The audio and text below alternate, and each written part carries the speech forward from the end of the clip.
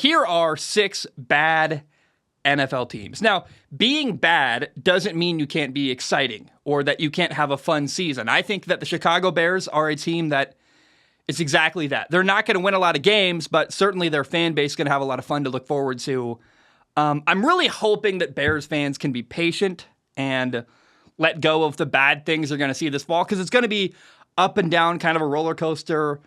But if you can let go of the bad and be emotionally prepared for them and then enjoy the good moments, there's going to be a lot of good and a lot of fun to watch on the field in Chicago this fall. Like quarterback Justin Fields in Chicago is a star in the making. He's going to make big plays and do crazy stuff. I think the offensive line is better this year than they were last year. The receiving core is better than they were last year. However, the Bears defense last year allowed more points than any other NFL team. I am really concerned about their defense. Their big addition this offseason, they added 2 linebackers, Tremaine Edmonds and TJ Edwards. By the way, they massively overpaid for Tremaine Edmonds. I am not really sure how adding 2 linebackers is going to instantly make the Bears defense way better. We'll see. I hope I'm totally wrong. But to me, I look at Chicago. They're a team that does not have a great pass rush, so they can't make quarterbacks uncomfortable. They're not going to get pressure on opposing quarterbacks, and that's going to hurt Chicago a ton. They're one of the teams around the NFL that when you play them, you're going to be comfortable in the pocket all day and have no trouble throwing the football. I'm also highly skeptical of head coach Matt Eberflus. Look, he was a good defensive coordinator in Indy before he got the job. Seems like an awesome guy. Like Matt Eberflus, I don't mean to hate on him. Like he seems like a guy that I would like to play for, who treats people well, develops good culture, does all like the human being stuff really, really well. But as a defensive head coach, I'm not sure he's the right head coach to be, overseeing a team with this developing young quarterback, Justin Fields, who's a star in the making. Like, shouldn't we get more of an offensive-minded head coach? That's question number 1. But also, the defense last year was garbage, and that's supposed to be his calling card. What? We'll see. Maybe the Bears defense gets way better this year.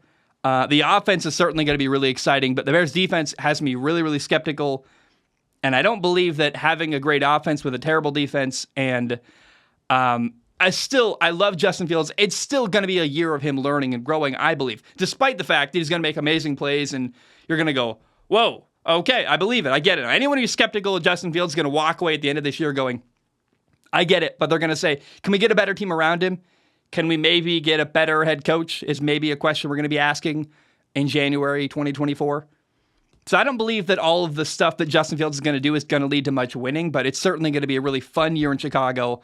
I think they're going to surprise some people a couple times this year, but I still don't see them being a great team winning a lot of games this fall. Now, some teams that are bad, Chicago is a team that's exciting and fun. They're not going to be a great team, but there's still a lot to look forward to. Some teams that are bad are just awful. Some teams do not provide any reason for excitement or joy.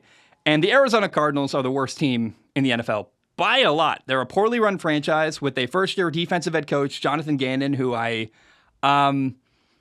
comes across like a goofball. There's a couple videos of him already circulating around the world that you're like, he said what? He did what? He did who? What happened? And you're like, this guy is kind of a nutball. Is he really the grown-up that the Cardinals need to get their fan base on the right track and get their franchise on the right track? I'm not sure.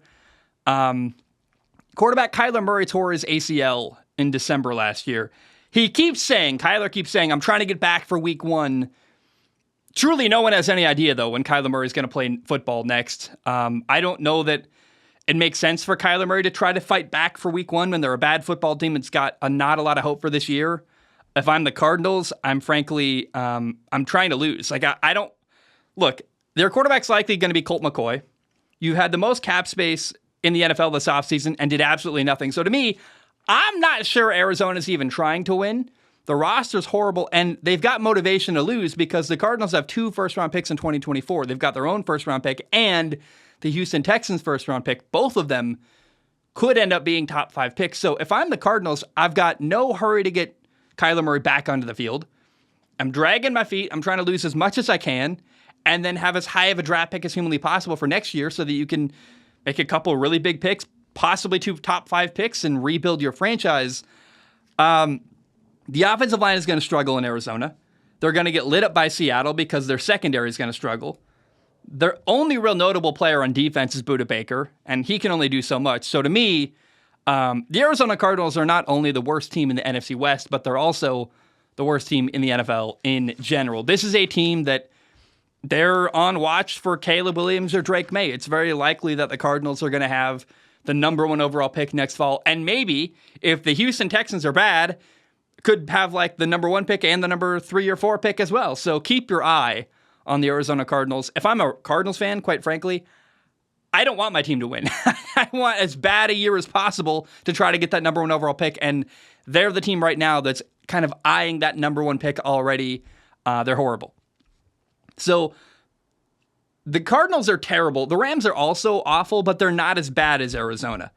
The Rams still have their 3-star players, quarterback Matthew Stafford, Cooper Kupp at receiver, defensive tackle Aaron Donald. But after those 3 great players, there's not a lot else in LA with the Rams.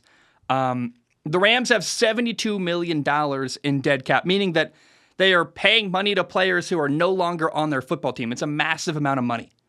So literally, not even figuratively, but literally the Rams are still paying for their Super Bowl 2 years ago. To me, that's worth it. You pay the price. You won the Super Bowl. It's great.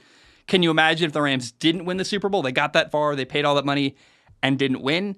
Thank goodness they won. But this year, because of the Super Bowl, all the money they spent to win that Super Bowl, it's going to be ugly.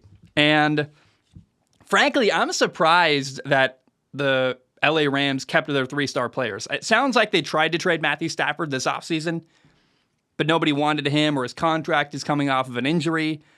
I could see Cooper Kupp and Aaron Donald moved at the trade deadline, but the Rams are a team that, gosh, man, they got a couple young players they're looking forward to watching. They're like, hey, maybe this guy or that guy can do well, but for the most part, the Rams are terrible, and it's going to be an ugly year for them as well. Here's another team, though, that similar to Chicago, I believe there's a lot to look forward to for the Houston Texans. They're not going to win many games this fall, but Houston, they're rebuilding. Expecting wins is silly, and their year is all about the development of their young rookie quarterback, 2nd overall pick, C.J. Stroud. But I think he's going to be fun to watch. I think that what's going to happen in Houston is a team that they're going to have growing pains, and they're going to have a couple young receivers, Nico Collins, John Mechie, Tank Dell. But the young guys you get to watch, pass rusher Will Anderson, the number 3 overall pick, he's going to be fun to watch develop. Houston's a young team with a first-year head coach, DeMeco Ryans, former player, love him, great defensive coach. I think he's the right guy to establish a winning culture in Houston. He's that rare. I'm not a huge fan of first-year coaches, but of defensive head coaches. However, I think given how bad historically Houston has been, how unattractive they are as a franchise, no one wants to go work there. They hired the best coach they possibly could to try to right the ship and get them on track from an organizational standpoint and, make them respectable. And mistakes are going to be made, man. The joy of this team this year is going to be watching them get better from week 1 to week 18. But you got to understand that growing and improving is often a very painful process. And so I think this fall is going to have a lot of ugly moments for Houston that in a couple of years from now, you're going to look back and go, that was worth it because now we're winning and things are good. But I ask Texans fans, be patient with your team this year. There's a couple of reasons to be excited, a couple of fun things, but for the most part, as a team that's not going to win a lot of games. And they might hang around a couple times this year, be in games, be in moments. They fall short. But again, the joy of this team this year is watching the young guys they have in Houston develop and get better, and as they build towards eventually becoming a winning franchise. Now, the Raiders are bad. I feel sorry for Raiders fans. I'm sorry to say this. I'm sorry to bring you bad news. Here is why I'm not a big believer in the Raiders this fall. I'm really, really skeptical of their head coach, Josh McDaniels. Josh McDaniels was a disaster last time he was a head coach in Denver. And last year, his first year with the Raiders, didn't go well either. Remember, he's supposed to be this quarterback genius, offensive mind. It seemed like Josh McDaniels actually broke former Raiders quarterback Derek Carr. And now the Raiders made this amazing, impressive move. They went from Derek Carr to Jimmy Garoppolo at quarterback. Woo! Oh, my goodness. And I really believe that Jimmy G is going to be a stabilizing force, meaning he's going to be a veteran presence. He's going to do a lot of little things right.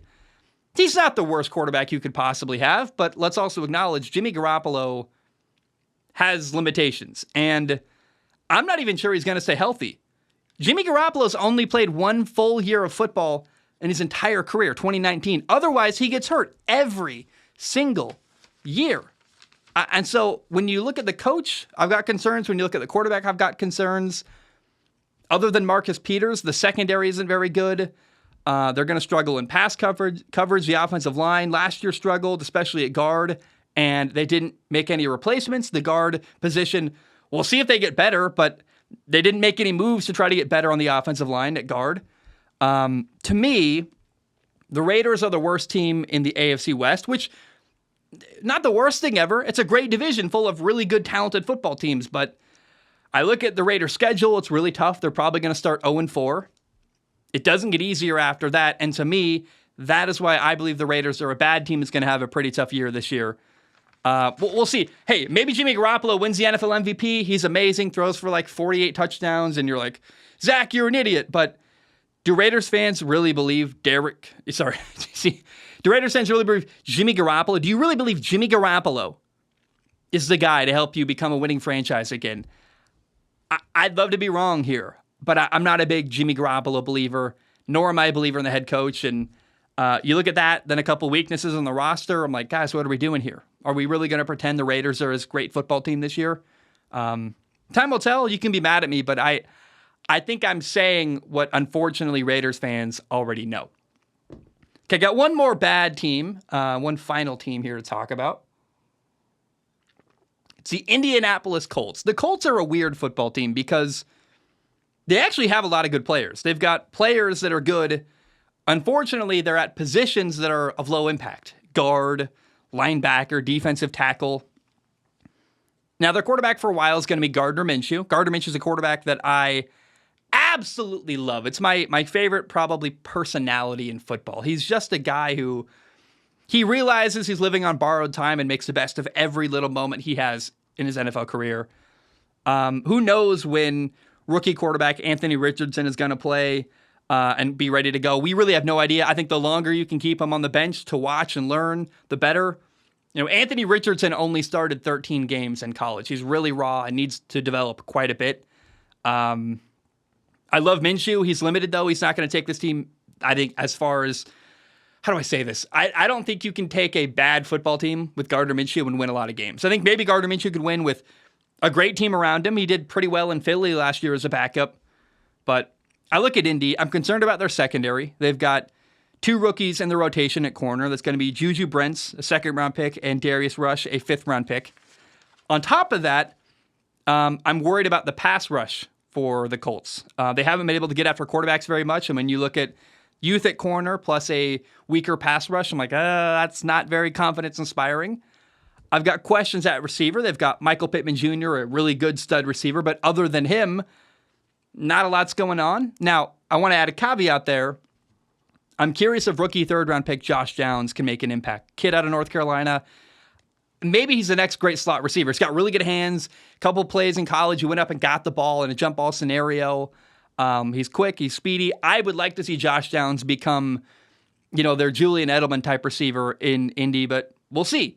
They've also now got big questions at running back. Jonathan Taylor doesn't appear to be playing. Zach Moss broke his arm. I really like the Colts' future. They've got a couple, like their left tackle Raymond is a guy who he's entering his second year. He's a guy that I want to see make a lot of progress and get better.